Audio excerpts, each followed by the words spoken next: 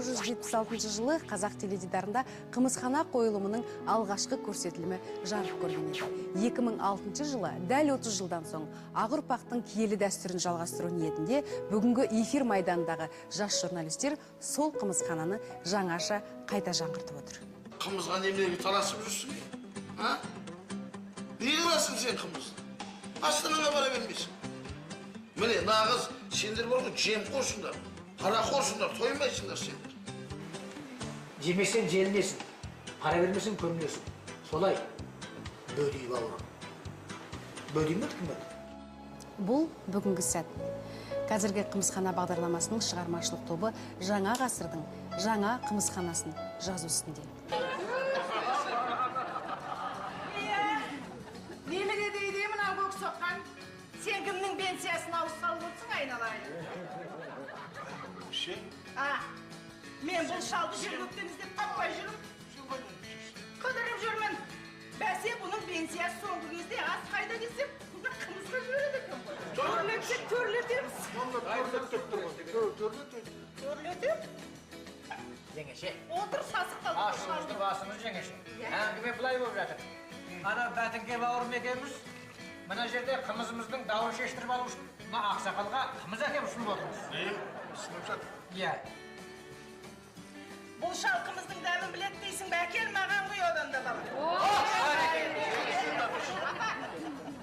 Ал жеңеше, менің қымызымды сіз көріңіз. Бәрекеті көрсек көрелік. Нарық қолдың нар қымыз, сарбастағы сар қымыз.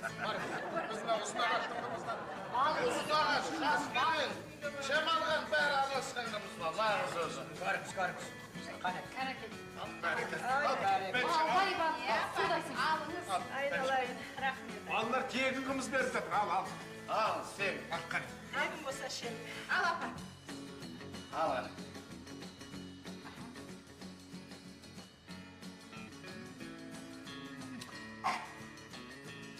Дұрыс. Қалай?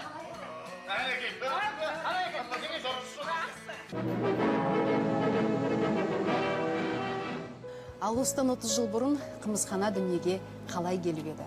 Бүгін студиямызға қазақ теледидарының сол кезеңдегі әдеби драмалық хабарларының бас редакторы қызметін атқарған Сұлтан Оразалин ағаны шақырып отырмыз. Қымызхананың туу тарихын еске алатын болсақ, бұл шын мәнінде де өте көлемді үлкен еңбек болатын. Бұл қазақ телевизиясының 70-ші жылдардағы ең көрнекті, миллиондаған халық көрген, ең ұнамды хабарларының бірі болатын. Қымызхана қалай туды? Оны кімдер жасады деген сөз қазір бүгін тарихқа айналды. Сондықтан да бұл шындықтың қалай туғанын айтуымыз керек. Тауып алдым аққудың жұмыртқасын аққу. Бізден сәлем айта бар, ұмытпасын қалағым ай. Өлің айтпай біз алай отырамыз ақыл. Қымызхананы жасаудың алдында біз шым-шуыр деген атпен, әзіл-сықақ бұрышы деген сияқты шағын 10-15 минуттық жаңағы юморға, сатираға құрылған хабарларды беріп жүретінбіз. Бірақ олар шағын нәрсе болғандықтан, басы қосылмай тұтас жазылған сценарий болмағандықтан, олардың бәрі халыққа өткінші дүние болып көрінді. Сондықтан да ең алдымен жаңағыдай көлемді, көрікті дүниені жасау, және өзіміздің телевизиялық театрды құру деген мақсат алдымызда болды. 20 ғасырдың 70 жылдарының екінші жартысы қазақ теледидарының жемісті жылдары болды. Сұхбат, Алтыбақан, Атамекен, Қымызхана, Тамаша, Айтыс тәрізді топтамалар бірінен соң бірі қатарласа шықты. Мұны теледидар өнеріндегі бәйгеге түскен шығармашылық бәсеке жарыс деуге де болар еді. Идея менің басыма келгеннен кейін, жалпы композициясы табылғаннан кейін, оны қалай өткізу негізгі барлық басты жаңағы ойымда піскеннен кейін, мен өзіммен бірге қызмет істейтін сол кездегі әдеби драмалық хабарлар бас редакциясының бас режиссері Шырын Агишеваны шақырдым, және сол кезде мен өзімде редактор болып істейтін Әділбек Табасаров дейтін азамат шақырдым. Осы екісін шақырып, шөміз отырып, мен жаңағы идеяның бәрін айттым. Бізге келіп жататын сол кезде көптеген жаңағы сценарийлер келіп жататын, түрлі жаңағы юморға, сатираға құрылған әңгімелер барлығын жұрт халық жан жақтан түсіп жататын. Бірақ соларды ұқсатып, соны драматургияға айландырып, жаңағы бір жерден шығаратындай театр жасау оңай емес еді. Міне осы идеялар айтқаннан кейін ол екеуі бірден қатты қолдап кетті. Мәдениеттің мәйекті болуы ел экономикасында еңсесіне байланысты. Сол 70-ші жылдардың екінші жартысы Кеңестер одағының да кемеліне келген шағы болатын. Қазақстанның 19 облысының барлығында дерлік облыстық студиялар ашылды. Теледидардың көрсету аумағы кеңейді және студиялардың барлығы түрлі түсті көрсетілімге көшті. Осыған орай көрерменнің талғамы биіктеп, талабы күшейді. Ашық айтылмаса да кеңестік ұлы имперлік мүдденің қаһарына қарамастан ұлт санасын, ұлт намысын оятатын өткір де тың дүниелер қажет болды. Қымызхана осы ұлт майданында қаны тамшылап тұрған, қазақы қалжың күлкі менсілейтетін сын садағын ұстаған нағыз сұрмерген еді. Бүгін студиямызға сол Қымызхананың редакторы болған ардагер журналист Кәкімбек Наржанованы шақырдық. Қымызхананың алға қойған мақсаты жұртшылықтың тілегін, аманатын, өтінішін, осының бәрін астыртын болса да әдеби тұрғыда беріліп отыру еді. Солай бердік те. Немене? Оқпан Борсықбаевич, депутат болам деп қарсыластарын таяққа жығып жүр дей ме?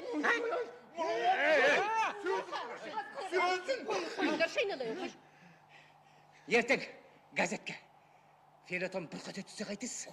Мәселенки жуан жұдырық деген. Оқа, ойланыңыз. Куәлер бар. Куә бар. Жазатын адамды да табамыз. Сонда күніңіз не болмақ? Күніңіз не болмақ, оқы? Ой, мұны ешкім ай, осыдан бар ғой, көзге көк шыбыны білесін, шешіге бар ғой, бірден көз шешіні. Оқа, бәрібір фельетон болады. Одан да бар ғой, одан да өзіңіз бас тартып. Бас тартып. Масқара бұларға не болғаны? Қойсаңыздаршы, ұят емес сіздер. Ой, тұрмай, мына үлкен адамдарға масқара болды ғой. Ұлт батыры Бауыржан Момышұлы кезінде ой жетпейтін жер болмайды, күлкі жеңбейтін жау болмайды. Орынды мысқыл оқтан да шұқыр деген екен. Ал атақты Бальзак күлкі мінез құлықты түзетеді дейді. Қымызхана кезінде жеке адам мінезінен гөрі қоғамдағы келеңсіздіктерге көп күлді, келеме жетті. Сол күлкі арқылы көрерменге ой салды. Оны халықтың жақсы көргенінде сондықтан еді. Недер болса, осы өзіміз үйренген Дәукеңнің шаужайына жармасқанымыз дұрыс. Соған не дейін? Дәукеңнің шаужайына. Кетші.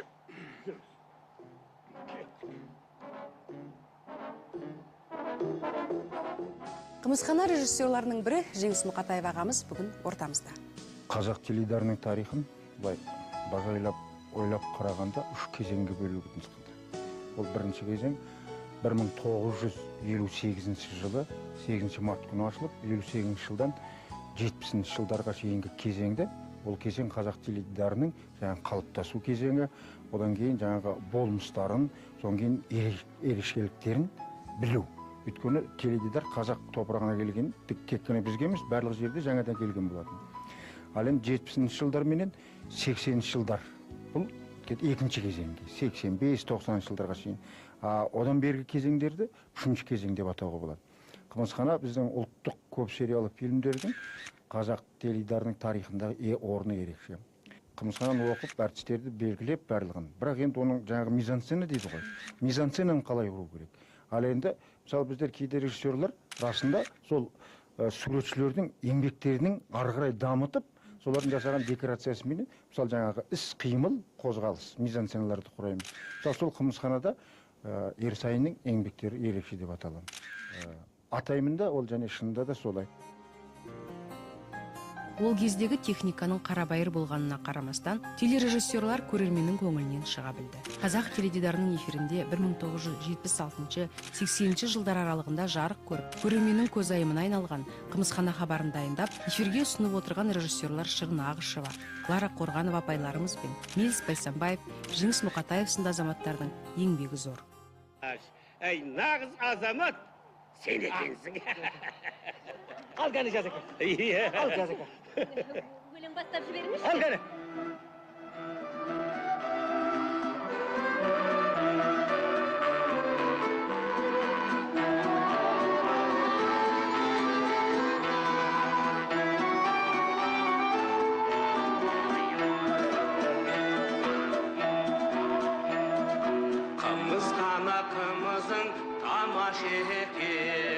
көшбасы да бүгінде жаңа шекен, дәті барып шаптырған сені бұрым, біреулердің антұрған шаласы екен. Қымыз қана қымызың тәтті болсын, адамдарың алғашқы сәтті болсын. Театр әртістері жазғы өнер сапарымен ел аралағанда, оларды қошеметтеп қарсы алған жұрт Әмина Өмірзақова, Сабира Майқанова, Фарида Шәріпова, Серке Қожамқұлов сынды өнер саңлақтарымен қатар Рахметбай, Жұмабай ағаларды көре сала, қымызхананы қара, өкіреш, түбің түскір келе жатыр деп айғайлайды екен. Сонымен тұңғыш рет жаңағы қымызхана дүниеге келді. Қымызхананы жасау өте оңай емес еді. Өйткені сол кезде тұтас тұрған дайын драмалық шығармалар тұтас юморға құрылған жоқ болатын. Айландырған театрда бір екі-үш қана еңбектер бар болатын. Біз сондықтан бүкіл Қазақстаннан келіп жатқан шағын скетч па, интермедия ма, я болмаса газеттерде жарияланған, басқа елдердікі, осылардың бәрін жинап отырып жасауымызға тура келді. Бірақ оған бір ие болып, сол жаңағы сценарийларға ие болып отыратын адам қажет болды да, сол кезде радиода осындай сатира мен юмормен айналысып отыратын Кәкімбек Наржанов дейтін азамат болды. Сол Кәкімбекке құда түстім. Сол басшылар арқылы айтым, Кәкімбек келсін, бірақ ол кісі шын мәнінде де радиода жұмыс істегеніменен телевизияның ыңғайларын, оның ерекшеліктерін, сахналық жаңағы драматургияны біле бермейтін. Ол кісімен де сол жұмыс істедік, бірақ ол кісі текстпенен жақсы жұмыс істей алатын. Сол Наржановты шақырдық, бірақ жалғыз Наржанов емес, осыған біздің бүкіл редакция тұтастай күш салдық. Бір талай сценарийларды мен өзім де жаздым, Әділбек те жазды, басқа Оспан Қан ағамыз тағы бір талай адамдарды осыған, сол кездегі, мысалы үшін юмор сатираның төңірегіндегі қалам ұстаған азаматтардың бәрінің осы қымызханаға қатысты. Қымызхана 25 сериясын жасадық. Қымызханада біздің көптеген актерларымыз өзінің өнерін сынады. Қымызхана арқылы біздің жаңағы Нүкетай Мышбаева, Сәбит Оразбаев, Тілеубаев сияқты артистеріміздің даңқы бүкіл республикаға тарады.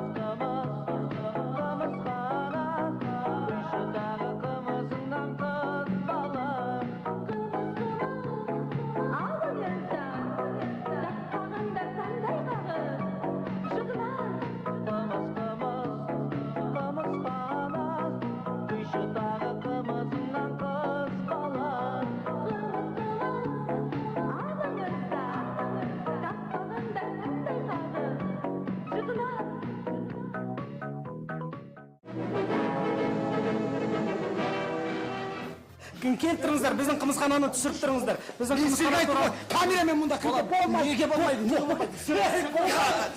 Сіздер қымызханадан тікелей эфир көріп отырсыздар.